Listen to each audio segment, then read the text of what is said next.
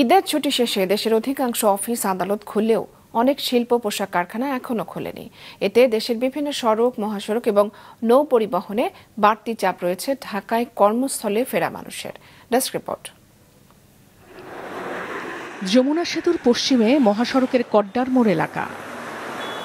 ঈদ শেষে গেল কয়েকদিনের মতো আজও সকাল থেকে সেখানে যানবাহনের ভিড়। উত্তর ও দক্ষিণ পশ্চিমাঞ্চলের 22 জেলার মানুষ ফিরছেন রাজধানীতে, তবে সবাই স্বস্তিতেই ফিরছেন কর্মস্থলে। এদিকে রংপুর বিভাগের 8 জেলার অতিরিক্ত যাত্রী ও যানবাহনের চাপ দেখা গেছে জেলার মডার্ন মোড়ে। ঈদের ছুটি শেষে রাজধানী সহ দেশের বিভিন্ন প্রান্তে ছুটছেন কর্মমুখী মানুষ, তবে অপ্রীতিকর পরিস্থিতি এড়াতে যৌথ বাহিনীর চলমান কার্যক্রমে সন্তুষ্ট তারা। 25 তারিখ থেকে আমরা সার্বক্ষণিকভাবে এখানে যাত্রী সাধারণের নিরাপত্তা দিয়ে আসতেছি। যাত্রী সাধারণের যাতে কোনো ভোগান্তি না হয় সেই লক্ষ্যে আমরা যাতে কোনো মলমপাটি, যানজট অথবা অজ্ঞান পার্টি খপ্পরে না পড়ে সেজন্য আমরা সার্বক্ষণিকভাবে নিরাপত্তা দিয়ে আসতেছি।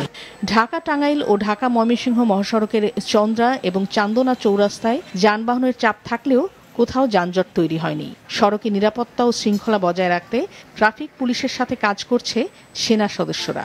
আসার সময় খুব ভালোভাবে আসছি, কোনো যানজট কোনো জায়গায় কোনো কিছু নেই, খুব সুন্দরভাবে আসছে। আলহামদুলিল্লাহ অনেক ভালো, রাস্তাঘাটে সকালে বেরোচ্ছি, কোনো জ্যাম পাই নাই। ভাড়া একেবারে আগে যা ছিল তাই, ওই 5-10 টাকা বেশি নিচে, ওটা কোনো ব্যাপার না, এটা আমরা খুশি হয়ে দিয়েছি। গতরাতে বরিশাল থেকে ঢাকামুখী প্রতিটি লঞ্চে ছিল যাত্রীদের উপচে পড়া ভিড়।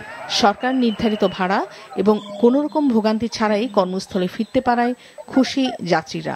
এরকম কোনো ঘটনা আমাদের সামনে আসেনি যে অতিরিক্ত ভাড়া নিচ্ছে বা অতিরিক্ত লোড হচ্ছে। তো আজকে তো দেখতেই পেলেন আমরা মোটামুটি লোডের মধ্যেই আমরা কিন্তু ছেড়ে দিচ্ছি। তো এই ক্ষেত্রে আমাদের কঠোর অবস্থান ছিল দেখে আজকের পরিবেশটা অনেকটা আমরা নিয়ন্ত্রণে রাখতে পেরেছি। সকাল থেকে পাটুরিয়া দৌলতদিয়া নৌ রুটে ফেরি ও লঞ্চে ঢাকামুখী মানুষ এবং যানবাহনের চাপ দেখা গেছে। দুর্ভোগ ছাড়াই নির্বিঘ্নে পার হতে পারছেন সবাই। নাদিয়া আফরিন, মাছরাঙা নিউজ ডেস্ক।